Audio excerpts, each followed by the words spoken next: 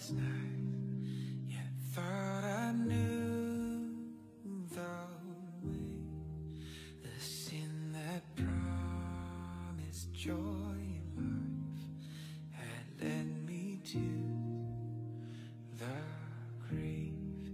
I had no hope that you would own a rebel to your will. And if you had not loved me first, I would refuse you still. And hallelujah, all I have is Christ. Hallelujah, Jesus is my life.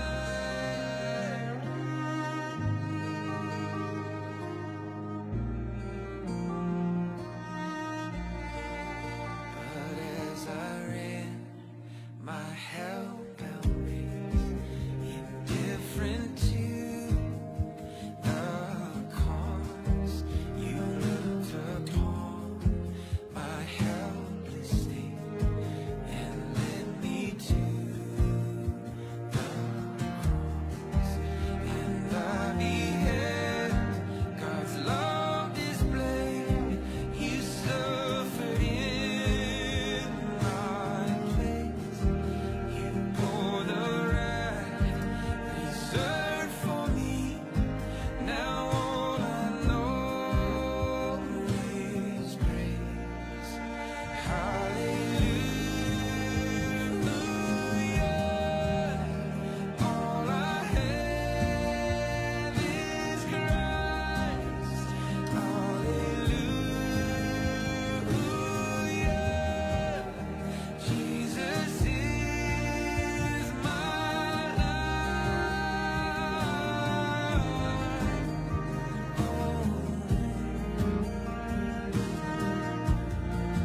He is my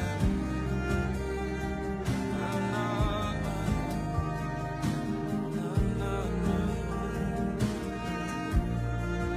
Now, Lord, I would be yours alone and live so all might see the strength to follow your commands could never come from me.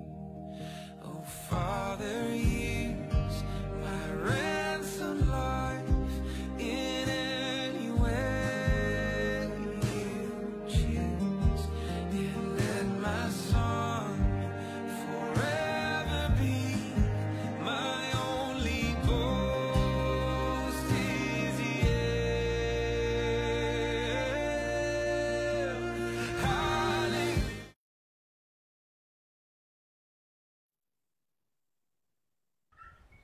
Hello, mic testing. Okay. So, live na po tayo. And once again, good afternoon po sa lahat and sa mga nanonood.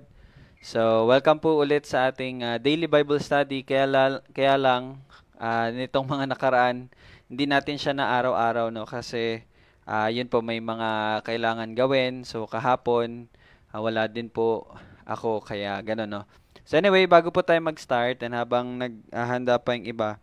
So, yung sinabi ko po na book study na weekly na pag-aaral natin, yung sa ginagamit natin na book ngayon kay Paul Washer. Natapos na po i-translate. Kaya lang i-official start na lang natin siya sa linggo. So, para yung gumagawa din ng nagta-translate din, may isang linggo siyang sa isang linggo niyang gagawin translation. Then, yun, isang linggo din gagawin ng mga sasagot. So, nagets mo, Sai? So, may pahinga ka naman para mas ma-improve mo. Kasi, yun nga, sabi ko nga, may mga terms kasi na pagka-translate na minsan mahirap intindihin. So, babaguhin natin siya in a way na yung kung paano tayo magsalita. Parang ganito, bigyan ko po ng example. Example, no?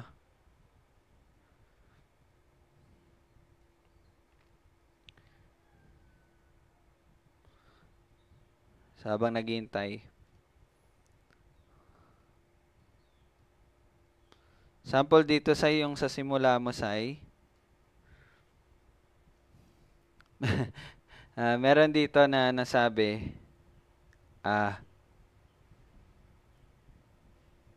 okay, siya ay nagpakita sa buong kawalang hanggan. Okay, malalaman natin na ang anak ng Diyos ay hindi nagsimulang nagpakita sa kanyang pagsilang sa Bethlehem. Sa halip, siya ay nagpakita sa buong kawalang hanggan na may pagkapantay sa Diyos. So, kumbaga medyo malalim yung pagka-Tagalog na translation niya.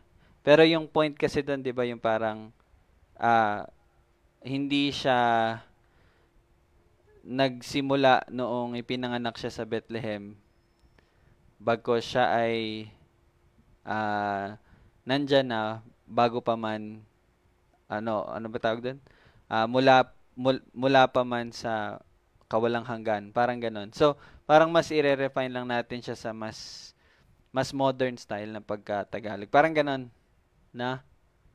So, medyo mahirap din talaga. Pero, ano naman, naintindihan naman, kaya lang kailangan mo siyang ulit-ulitin muna. Pero, parang ang gusto ko mangyari, ano siya, yung parang normal na modern way of talking sa panahon natin. So, ano talaga. Pero okay man siya. Okay man. Hindi pa namin nare-review, pero ayusin pa namin yun. Kasi, ipiprinted na lang pala namin. Especially dito sa may kahit dyan kayo sa i-print nyo na lang din. No? At tapos i-keep nyo lang yung record. Tapos, yan, sasagutan natin para may record kayo nun. Maganda kasi yun na ano nyo. Okay? Sige po. So, it's already 4:03 and mga 4:40, try natin mag-end 4:30 tapos final remarks hanggang 4:40. Kasi maganda po ata yung panahon. Medyo okay yung panahon ngayon, no? Hindi naman ata pa uulan. So, makakapag-evangelism po. So, we praise God for that. Sige, so once again, good afternoon sa lahat. Tayo po ay magpapatuloy sa ating pag-aaral sa Gospel ni John the Apostle, and nung Tuesday, natapos natin yung hanggang verse 15, no? So, para po maka-catch up tayo ulit, basahin natin yung verse 15. Hindi, simula tayo ng verse 13 and hanggang verse siguro hanggang verse 20. Sige, no? So, basahin natin yung verse 13 hanggang sa verse 20. Sige. Tiana, pwede pakibasa, Tiana. 13 hanggang 20.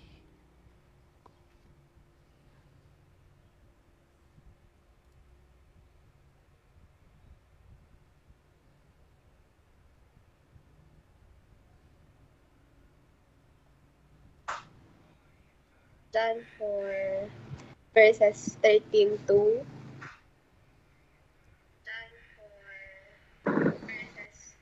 20. Sumagot si Jesus sa kanya, ang bawat uminom ng tubig na ito ay muling mauuhaw. Subalit ang sinumang umiinom ng tubig na aking ibibigay ay hindi na mauuhaw magpakailanman. Ang tubig na aking ibibigay sa kanya ay magiging isang bukal ng tubig tungo sa buhay na walang hanggan. Sinabi sa kanya ng babae, Ginoo, bigyan mo ako ng tubig na ito upang ako'y hindi na mauhaw o pumarito pa upang umigib. Sinabi sa kanya ni Jesus, umalis ka na. Tawagin mo ang iyong asawa at bumalik ka rito.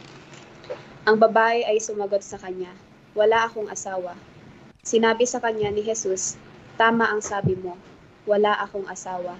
Sapagkat nagkaroon ka na ng 5 asawa, at ang kinakasama mo ngayon ay hindi mo asawa. Totoo ang sinabi mong ito. Sinabi sa kanya ng babae, Ginoo, nakikita kong ikaw ay isang propeta.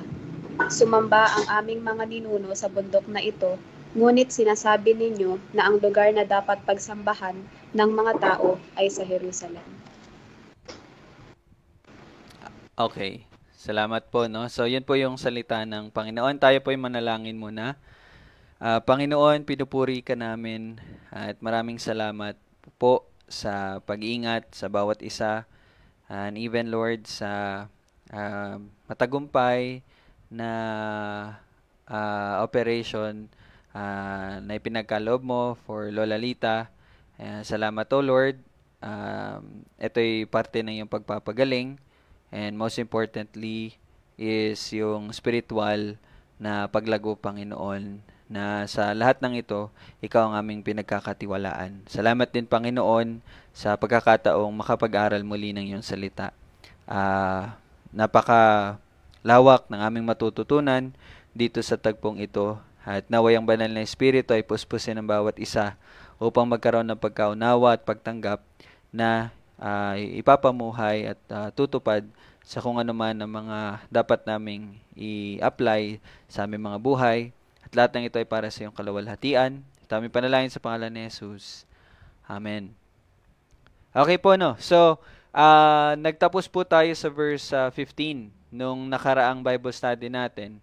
At dito natin nakita na physical or literal pa rin yung pagkakaunawa dito ng babae sa verse 15. So, nasa John 4 tayo, no? Paki-open yung mga Bible nyo po.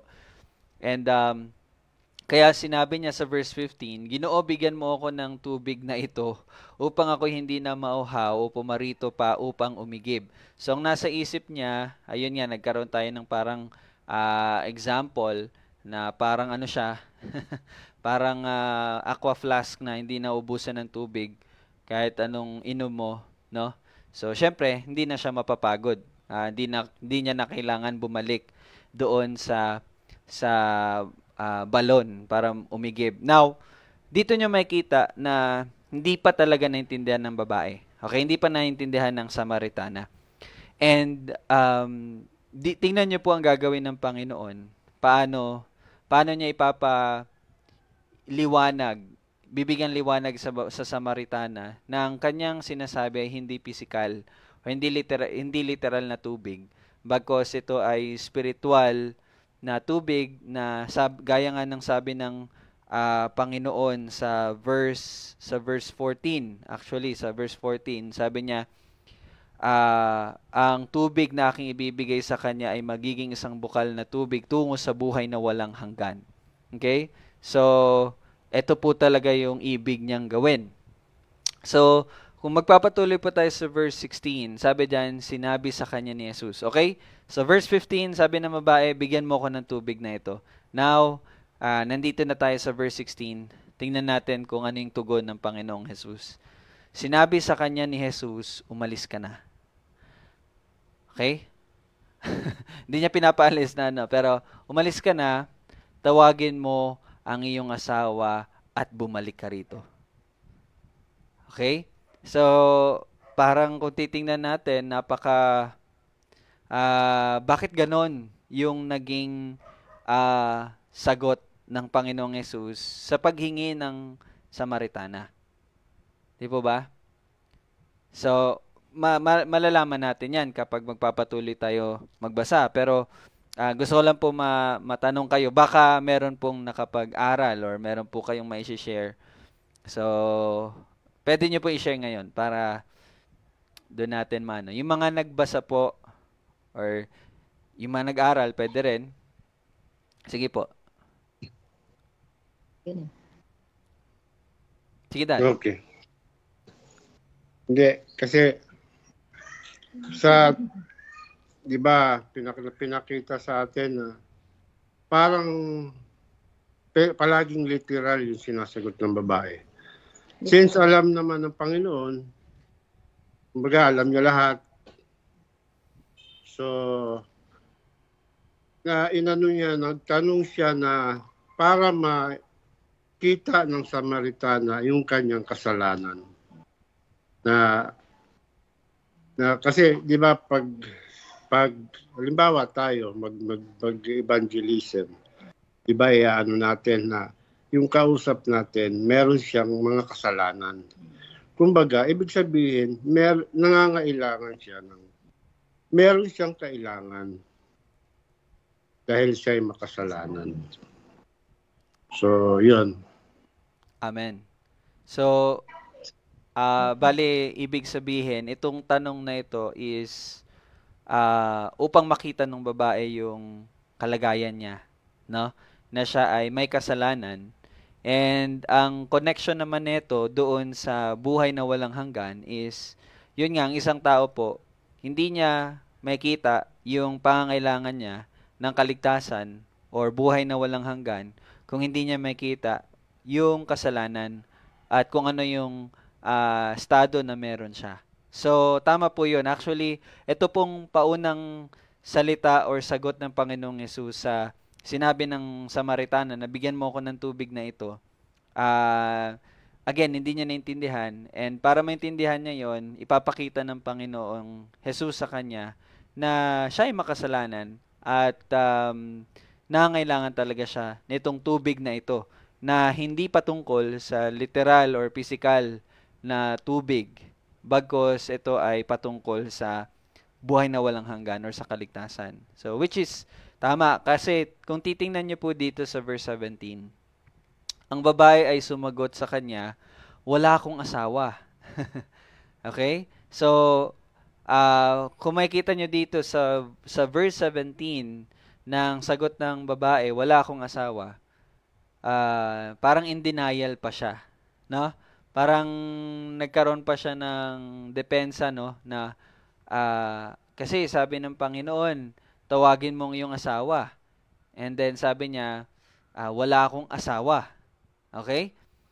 In which, kung hindi mo kilala itong babaeng ito, kung hindi mo alam yung nangyari sa buhay ng babaeng ito, sasagot ka na, ay, wala ka palang asawa. So, parang ganun, parang walang mali siya, no? Walang something, walang big deal sa sagot niya na wala siyang asawa.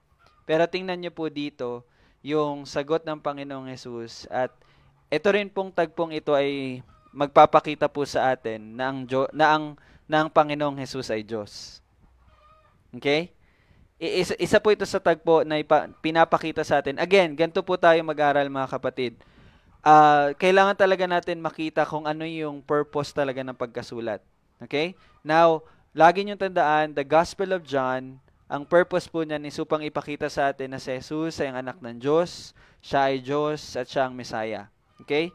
Now here, itong parte na to ipapakita sa atin na siya talaga ay Diyos. So, babasahin ko po at tatanungin ko po sa inyo, paano pinapakita ng tagpong ito na ang Panginoong Hesus ay Diyos. Okay po? So, ito yung sagot ng Panginoong Hesus. Sinabi sa kanya ni Jesus, tama ang sinabi mo. Wala kang asawa. Wala akong asawa. Verse 18, sapagkat nagkaroon ka na ng 5 asawa, at ang kinakasamang mo ngayon ay hindi mo asawa. So dito, binigyang linaw. Kaya tama yung sinabi mo na wala kang asawa kasi yung kinakasama mo ng mga ngayon, hindi mo siya asawa. At sabi niya, totoo ang sinabi mong ito. Okay? So, paanong sa tagpong ito or sa verse na ito pinapakita na si Jesus ay Diyos? Paano po? Kasi alam ng Panginoon kung ano yung nangyayari sa buhay mo. Okay. Kasi alam ng Panginoon. So, in theological terms, dito natin makikita yung omniscience, no, ng Panginoon. Ano bang ibig sabihin ng omniscience? Ibig sabihin all-knowing. All-knowing. Yes. So, again, dito sa parte, nakikita natin yung omniscience ni God. And kung matatandaan nyo po, sa pagsisimula natin ng John chapter 4, makikita nyo dito, sana natandaan nyo yung sinabi ko, makikita nyo dito yung timing, na dito nyo talaga makikita yung providensya ng Panginoon. Ano ba yung ibig sabihin ng providensya or sa English providence? Ang ibig sabihin po ng providence is, ito po yung mga bagay na nangyayari sa atin na alam natin na ang Diyos ang nagtakda at ang Diyos ang may control sa lahat po na nangyayari.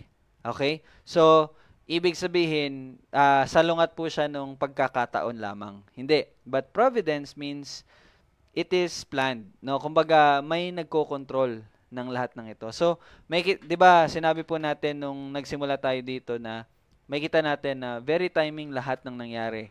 'Di ba? Kung babalikan natin ano man nangyari, pumunta si Jesus, dumaan siya sa Samaria, hindi by accident but meron talaga siyang plano, meron siyang kailangan gawin at yun ay yung pagkakaligtas ng babae. Actually, hindi lang po yung Samaritana. Mamaya mababasa natin na ito ay pagliligtas ng maraming Samaritano at Samaritana, no? So, yun. Lahat na ito ay plano niya kasi alam niya nga lahat. At isa dito, ngayon may kita natin na alam niya yung pagkatao ng babaeng ito. No? So, dito may kita na ito po yung dahilan din bakit po nag-iisa lamang tong babae. Bakit tanghali siya nag-iigib. Bakit hindi siya sumasama sa marami. Kasi nga po, isang kahihiyan. Yung, alam niyo po ba ang adultery or pangangalunya is punishable by the law sa batas ni Moises ng stoning hanggang sa mamatay, no? So yun po, it is punishable. Pero makita nyo dito, ba't buhay pa rin siya, no? Bakit hindi siya pinatay? Well, dito nyo makita yung estado ng pagsamba ng mga Samaritana or mga Samaritans or Samaritano. Ano pong sinasabi ko? Ibig sabihin, dito nyo makita na hindi sila talaga ganun ka law-abiding and law-upholding na mga bayan. Kasi nga, na sila, na impluwensya na din talaga sila ng pagsamba sa Diyos-Diyosan. Okay? Na-mix na po kasi. Kumbaga, may pagan worship na rin po kasi sila. Okay? Although alam nila. Okay? So, dito yung makita. Kasi kung sa Israel to, sa Judea to, Judea pala. Kung sa Judea to, matagal nang pinatay itong babaeng ito. Matagal nang pinagbaboto to. Biruin nyo, limang nagdaang lalaki na sa kanya. No? So, yun po yung estado niya. Okay? Yun yung estado niya. So, dito natin makita yung estado ng babae na siya po ay makasalanan in terms of, yun nga, yung pangangalunya. No? So, verse 19. Sinabi sa kanya ng babae, Ginoo, nakikita kong ikaw ay isang propeta. So, ito naman yung naging tugon po, no, nung babae. Sabi niya, Ginoo, nakikita kong ikaw ay isang propeta. Bakit? Bakit po ganito yung naging tugon niya?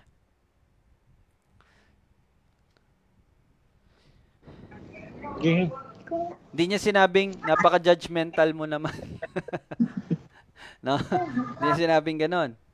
Sige po. Hindi. Maaari kasing na pagtanto nung Samaritana. No? Ang taong ito ay hindi natural, di ba?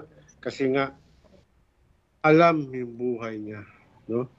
So, yun yung isang pinagtataka niya. Kaya sabi niya na ito ay hindi natural, no? Kaya doon na siya. Parang nakapag-isip siya na ang taong ito ay maaari siya ang Mesiya. Kasi po, 'di ba nga po, kung normal na tao, hindi mo talaga malalaman, no? And so, itong tagpong ito is kumbaga nagbigay daw sa kanya ng parang pag-iisip na maring hindi ka normal na tao or kumbaga hindi ka lang normal na yun nga tao. Pero maganda po na may cross-reference tayo. So, babasahin ko na lang po sa inyo. Luke 7:39. Tingnan niyo po. Pakinggan niyo po, Luke 7:39. Nang makita ito ng Fariseo na nag-anyaya sa kanya, ay sinabi nito sa kanyang sarili, kung ang taong ito ay isang propeta, nakilala sana niya kung sino at anong uring babae itong humihipo sa kanya sapagkat siya'y makasalanan. Now, ito pong tagpo dito sa Luke 7:39 is, ito po yung time I think na kumakain ang Panginoong Hesus na nakasalo niya yung mga makasalanan. Or ito ata yung sana. Hindi ko kasi na-review yung buong ano, no? Parang ito ata yung... Okay, teka lang po Pinasimulan niyang basahin. Okay. Ito ata yung kay Levi ata, yung sa tax collector ata, na kainan. Tapos merong babaeng dumating. And parang ito ata si Mary Magdalene eh. Hindi ko lang po sure pa pero basta may ganong tagpo po kasi, no. So ito po yung babae na inano niya din yung ano niya, yung pabango. Yung pinuna sa paan ng Panginoong Hesus. Hindi po ito yung hindi po ito si Mary na kapatid ni Martha at ni Lazarus. Iba pa po 'yon. Okay? Iba din tong nangyari dito sa Luke na to. Okay? So, pero meron ngang Pariseo na nag-o-observe kasi nga sa Panginoong Hesus. So ito yung sinabi niya. Tingnan niyo po yung description ng Pariseo sa isang propeta. Okay? Sabi niya, kung ang taong ito, Luke 7:39, kung gusto niyo tingnan, pwede niyo po. Luke 7:39. Sabi niya, kung ang taong ito ay isang propeta, nakilala sana niya kung sino at anong uring babae itong humihipo sa kanya sapagkat siya'y makasalanan. Ibig sabihin, it is widely known, okay? Kumbaga, alam ng mga Hudyo na ang isang propeta ay may kakayanang maka-identify na kung ang isang tao ay makasalanan o hindi. Now, hindi dahil may superpower siya, but dahil nga ang Panginoon ay nagsasalita sa pamagitan ng propeta. So, kumbaga, yun, kasi nga yung mga propeta din po, sila po ay pinupuspos din ng Espiritu Santo. So, kaya may mga ganun po silang, hindi power, but kumbaga nagkakaroon sila ng ganung kakayanan. Naintindihan niyo po? Kaya ito rin din pong Samaritana, nung sinabi ng Panginoong Hesus yung kasalanan na meron siya, naisip niya agad, isa kang propeta. Kasi nga alam mo eh. Di ba po? So again, that's a common knowledge po sa mga Hudyo. Na once ang isang tao alam niyang lahat, it's possible na propeta yung taong yun. Okay? So, ano din po yung ma-observe natin sa verse 39? Ma-observe po natin dito na hindi pa siya buhay. Bakit? Hindi pa niya nare-recognize na si Jesus ay ang Messiah. Kasi sabi niya, ikaw ay isang propeta. No? Ibig sabihin, hindi niya inisip na si Jesus ay ang Messiah. Wala pa. So, makikita dito, wala pa, no? Patay pa. So, balik po tayo. Patuloy natin. So, verse 20. Tingnan nyo naman ngayon ang sagot ng Panginoong Hesus. Sumamba ang amin... nagpatuloy pala yung babae. Okay? So, hindi siya tanong, pero parang kumbaga, parang nililihis niya yung usapan. Kasi, di ba nga, sinabihan siya ng Panginoong Hesus na ganito, ganyan. And then sinabi niya, nakikita kong ikaw ay isang propeta. So parang nag-raise siya ng another topic. No, tingnan niyo po yung sagot ng babae. Sumamba ang aming mga ninuno, na connected sa kanyang sinabi. Sabi niya nga, di ba, nakikita ko isang propeta. So parang merong inquiry or tanong. Sumamba ang aming mga ninuno sa bundok na ito, ngunit sinasabi ninyo na ang lugar na dapat pagsambahan ng mga tao ay Jerusalem. 'Di ba? Napakalayo ng sagot. Naintindihan niyo po? Kumbaga, parang nililihis ng Samaritana yung topic. So dito niyo makita. Ano yung makita doon? Tatanungin ko po kayo, pag meron pong isang bagay na sinasabi patungkol sa inyo na ayaw nyo, di ba ililihis natin yung sagot? Bakit po? Bakit nyo ililihis yung usapan? Sa anong kadahilanan? Dahil mahalaga po na masagot nyo to. Kasi mamaya makita niyo yung kahalagaan nito sa pagiging born again ng babae. So, Bakit? Bakit niyo po nililihis ang isang topic? Yeah. Dahil? Para hindi makita yung ginagawa mong kasalanan. Yes, Pwede bakit rin. ayaw mong makita yung ginagawang kasalanan? Or bakit ayaw mong ma-expose? Ganun na lang. Bakit ayaw natin ma-expose? Kasi nakakahiya. Nakakahiya. Okay? Kaya ka? Alright? So dito po, makikita nyo po yung shame. Okay? Nakikita nyo dito yung hiya ng babae. Nahiya siya. Ayaw niyang pag-usapan. Kaya nag-isip siya ng topic. Sabi niya, okay, nakikita ko na ikaw isang propeta, so sumasamba ang aming mga, para gano'n, no? Sumasamba ang aming mga ninuno sa bundok na ito. Ngunit sinasabi ninyo na ang lugar na dapat pagsambahan ng mga tao ay Jerusalem. In which, yung sagot niya na ito is maganda rin kasi may matutunan din tayo dito sa pamamagitan ng tugon ng ating Panginoong Jesus. Di po ba? Maganda to eh. Actually, maganda yung ano niya eh. Kasi dito natin matututunan din yung patungkol sa pagsamba. What is the true worship? No?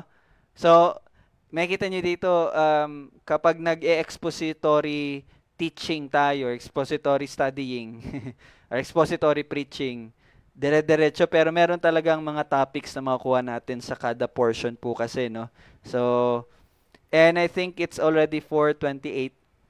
So, okay lang po ba? Bitinin ko muna kayo. Short lang yung BS natin. 30 minutes lang. Pero meaningful. Actually, maganda eh. Gusto ko sanang i-discuss na. Nararamdaman ko nga po yung mga butterflies sa tiyan ko ngayon eh. Kasi excited ako i-discussan. Kaya lang, kailangan din po talaga namin na lumabas to evangelize and share the gospel. So, ministry of the word pa rin naman po siya. So, tapos na kayo, mga mananampalataya. So, doon naman tayo sa mga hindi pa. No? Kailangan talaga nila marinig yung ginawa ng Panginoon natin. But anyway, tandaan niyo po yung tagpong ito ha. Tandaan niyo po yung verse 20, 19 at 20. Pinapakita po dito, nilihis ng babae yung topic kasi po nahihiya siya. Tandaan niyo po yan, nahihiya siya. Kasi bukas, makikita natin yung importance ng salitang nahihiya. Promise. Maganda to. Kasi maka-relate din tayo dito. No? And yun, tatapos muna tayo dito. Anong natutunan natin ng Panginoong Jesus ay Diyos kasi siya alam niyang lahat. He is all-knowing. And again, it's part of the plan of God. Makita din natin yan sa mga next verses. Plano to ng Panginoon lahat. No, tinakda to ng Panginoon itong lahat ng ito. So, amazing po talaga yung John chapter 4, no? No, so maganda. So, ako din personally sa pag-aaral ko na-amaze talaga ako sa kada verses, kada chapters, kada yung unfolding po ba no ng mga pangyayari. Sabi ko, wow. Napaka-amazing talaga ni Lord.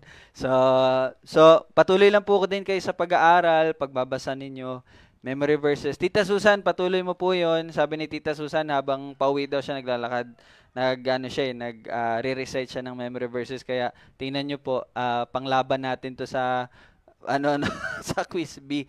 So ako po personally hindi ko na siya na-re-recite ulit. So, kailangan talaga mag-review din. So, kayo din po habang naghuhugas, naliligo, or naglalaba, or what, mag-recite po kayo. Mas maganda yun, mas challenging yun, kasi habang may ginagawa kayo, ma-practice nyo ma-memorize, no? Sige lang, para yun po yung panghawakan natin sa mga sitwasyon na mangyayari din. No? So, sige po, tayo po yung manalangin, and please pray for us. Mga kasama ko po mamaya. Ngayon, actually, pagkatapos na ito, para po sa pag-evangelism. So, let's pray. Our Father, the all-knowing God, the one who ordained everything, the one who is sovereign over all these things. Salamat, Panginoon, for this wonderful na tagpo na ito, Panginoon, na pinakita mo na tunay ngang inibig mo ang mundo. Tunay ngang niligtas mo ang mundo. Niligtas mo ang mga makasalanang tao. And Lord, although sa aming nabasa, nandun pa yung kahihiyan ng babae, pero Lord, ay papakita mo sa kanya yung grace, yung biyaya mo, Panginoon. At ito ay magre-resulta din sa paghahayag, hindi lang sa kanya, bagko sa mga tao din doon sa Samaria. At ito'y hindi pagpapakita, Lord, kung ano talaga ang pinunta mo dito sa mundo. At sabi mo nga sa John 3:17, upang sa pamagitan ng iyong tanging anak ay maligtas ang mga mananampalataya. And Lord, sa aming pagpapatuloy, Ikaw mag-ingat sa bawat isa. Patuloy mo pong punuin ang puso ng mga kapatid ng kagalakan, kasabikan sa iyong salita at pananatili sa iyong salita, pagtupad sa iyong salita, kasama ng pananalangin at yung pagiging dependent po talaga, Lord. Puspusin mo po ang bawat isa ng Espiritu na patuloy pong magpasakop kami sa kung ano po yung kalooban.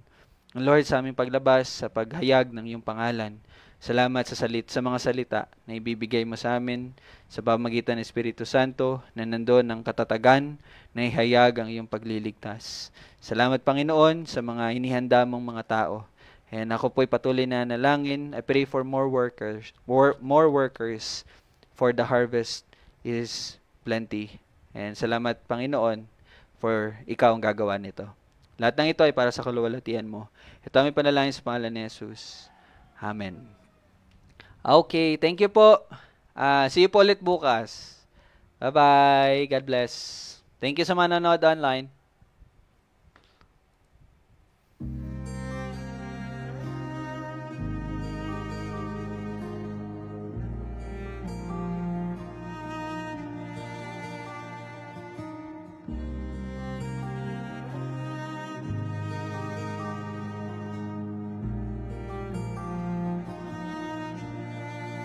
I once was lost in darkest night.